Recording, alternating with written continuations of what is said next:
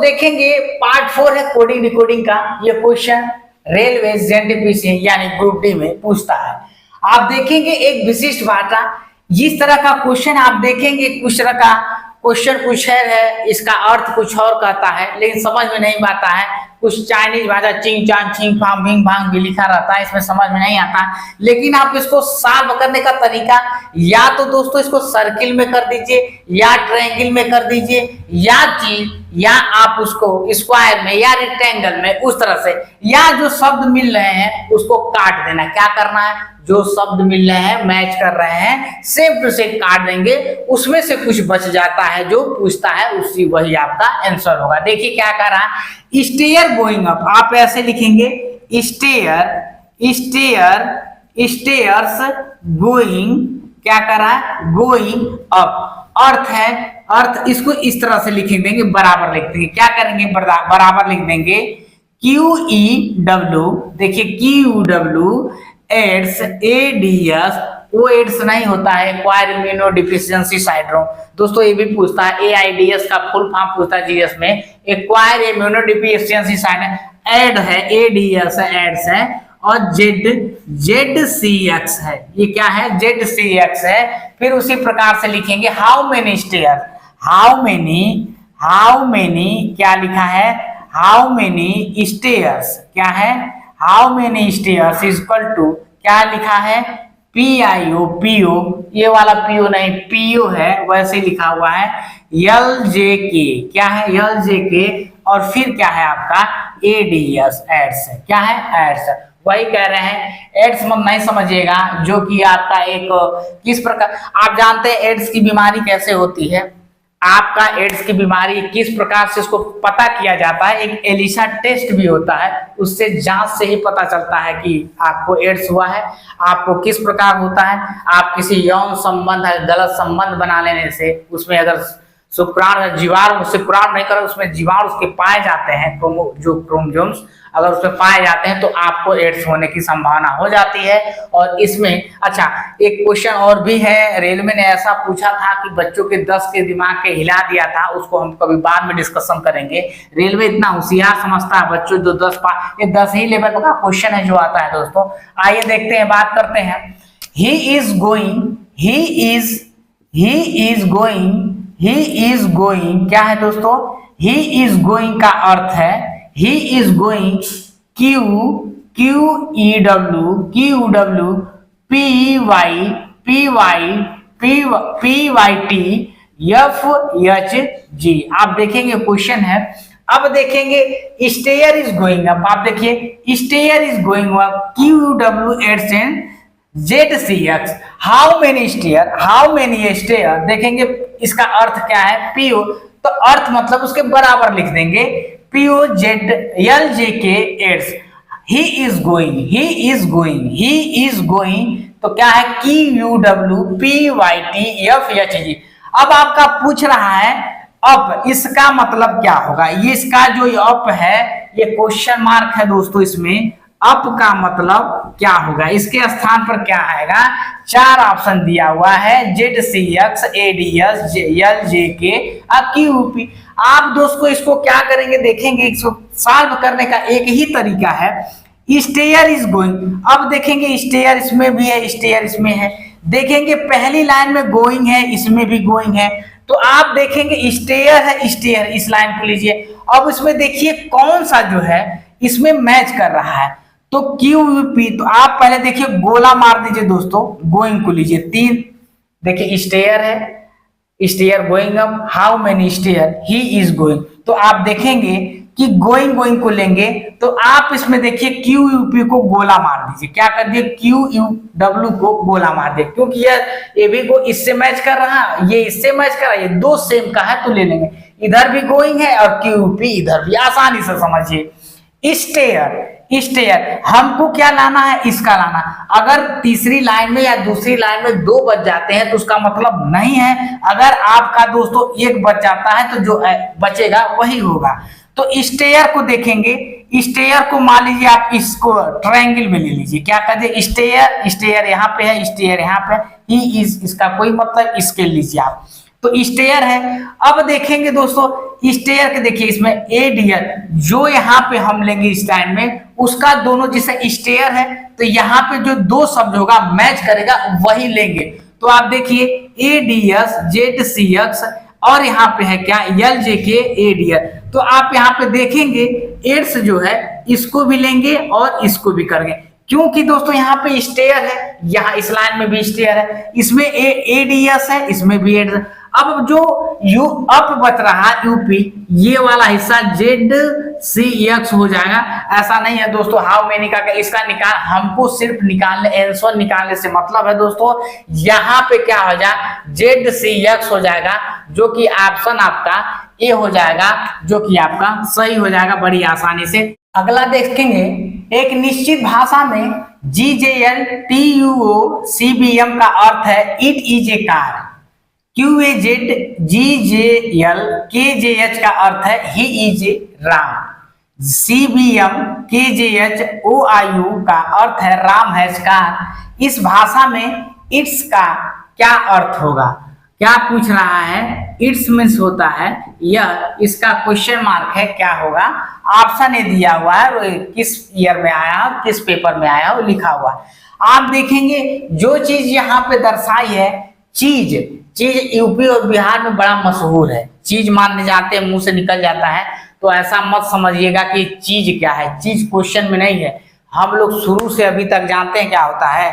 जब हम लोग पहले छोटे थे तो पापा जब पिताजी कहीं से आते थे तो यही लगता था ये पापा का ले बेटा चीज ले बेटा, चीज माने टाफी। तो ये तो अलग हो गया है। इस जमाने के नए जमाने के जो लड़के हैं वो बच्चे हैं वो चॉकलेट मांगते हैं। हम लोग चॉकलेट के जगह पे चीज मांगते थे। पिताजी बाबूजी ये बबुआ ये बाबा का ले बेटा चीज ले बेटा का। तो ये चीजें बदल गई हैं। तो हम जब ये कहते हैं कि ये चीज ले तो ये परेशान नहीं होना, चीज हम लोग टाफी मांगते हैं, समझिए टाफी है तो चीज आई। चलिए GJL है तो आप देखेंगे GJL का अर्थ है इट इज ए कार, ठीक है ना। QAZJL का अर्थ है कि ये Z he is a Ram, ये दूसरी लाइन है। और दोस्तों ये तीसरी लाइन है CBMKJHOIU is equal to Ram has car. तो आप देखेंगे पूछ रहा है कि इट्स का क्या मतलब है। तो आप देखेंगे ये जो लाइन दिया हुआ है GJLTUOCBM it is a car, QAZGJLKJH is equal to, अर्थ का मतलब है बराबर समझ लीजिए ही इज ए राम।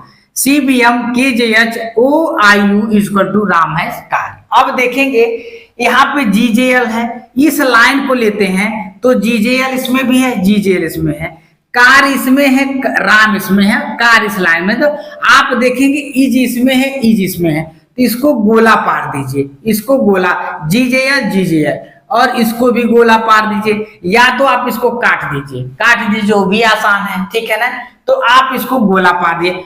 अब देखेंगे कि अब इसमें कार है इसमें कार है तीसरी लाइन में। अब देखेंगे इसमें CBM है इसमें CBM है, इसमें भी CBM है इसमें भी CBM है, और इसमें भी कार है इसमें भी कार है। आप देख रहे हैं ये लाइन में कार नहीं है, तो कहीं न कहीं आप देखेंगे इसको स्क्वायर में ले लीजिए। क्या करिए इसको स्क्वायर में ले लीजिए और इसको भी स्क्वायर में ले लीजिए और इसको भी स्क्वायर लीजिए। आप देखेंगे कि TU और इट्स बचा हुआ है, तो इट्स का मतलब ये होता है, ये नहीं है सर इसका होगा। तो हमको सिर्फ आंसर निकालने से मतलब है दोस्तों। थीसिस लिखने से वही कहते हैं चीज वाली चीज है, हम जो टाफी मांगते हैं वही टाफी है। ऑप्शन ए आपका सही हो जाएगा, TU ऑप्शन ए आपका आसानी से सही हो जाएगा, जो कि आप सॉल्व करेंगे, जो चीज बता रहे हैं उसी से साथ चलेंगे। हार्स आर एनिमल, लू LU has a, Lulu mall देखें लखनऊ बड़ा तगड़ा जाग देखिएगा। एनिमल आर मैमल्स, KT लू हैज, ठीक है।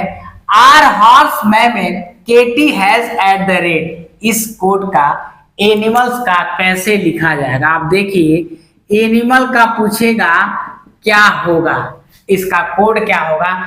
आप देखेंगे horse are animal is equal to लू LU has at the rate, animal are mammal is equal to KT लू has, are horse animal is equal to KT has at the rate. आप देखेंगे कि गोला पारेंगे, इसमें आर है इसमें are है, तो भी एक आर है, देखेंगे इसमें भी है सही, इसमें भी है सही, इसमें भी है, तो इसको गोला पार दीजिए। क्या करिए, गोला पार दीजिए या तो काट दीजिए, ठीक है, गोला पार दीजिए, ठीक।